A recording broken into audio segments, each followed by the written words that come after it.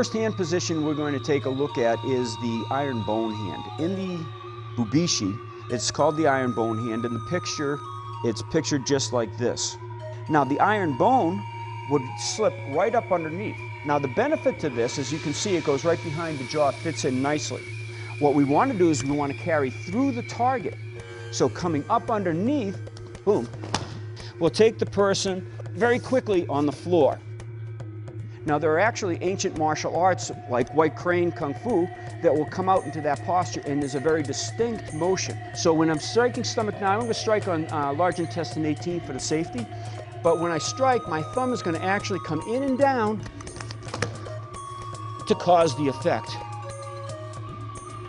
Okay, from a closed position, just coming up underneath is going to really bring the person down. Also, from a grappled situation, I don't have to again pull my hand back to get strength to come in.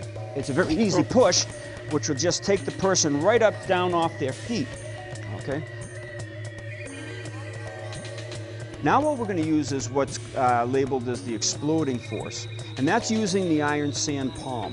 Okay? This hand position right in through here. In the Boobie, you see the hand is just positioned like this, but the fingers are just slightly bent back. So I want to stretch those nerves out. By striking straight in, I can't do that. I twist at the last second. And again, you can cause a lot of physical dysfunction.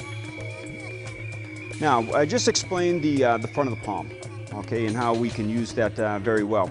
It explodes forward. The back of the palm also explodes.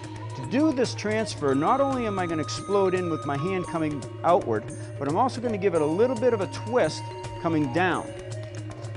And you can see just a little bit of a stifle. In the Boobie again, the hand position sort of looks like the iron bone thumb, but the hand is bent at the wrist just slightly. And the way the fingers are drawn in the book, you can see that the hand is actually flexed back. So almost like the feathers of a wing on a bird, you can see that they actually flay back. I want it to cause an internal effect. So what I need to do is drop down on this to send the energy along that neural pathway. Okay, by striking down, you can see you can cause incapacitation quite easily. All right, good.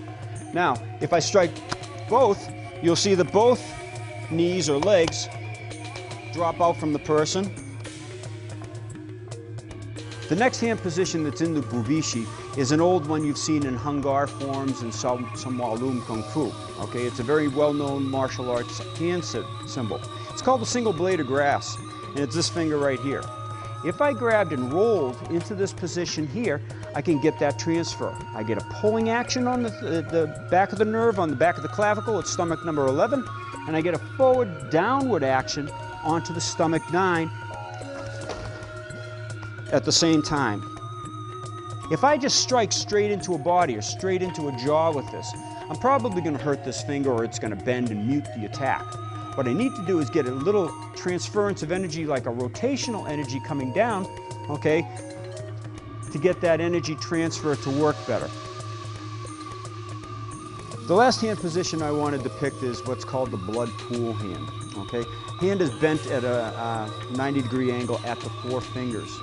But when I get in with this hand position, the individual spaces in the knuckles will actually form a knuckle or cause a knuckle to come up underneath and in back of that to target that nerve properly. By stroking down and coming up, I want to thank these gentlemen for coming from their respective countries. It's not easy to bring everybody together here because they do travel a long distance to get here. It's also, it's painful experience, and they've bravely put themselves forward so you could see the actual results instead of just having the theoretical approach to the Kyusho. They've gone through a lot of pain, dysfunction, and they've been training very hard and very long with me throughout this process, and I'd like to thank them very much. Not only for their willingness to help you learn this as well, but also for their courage in letting me work with them.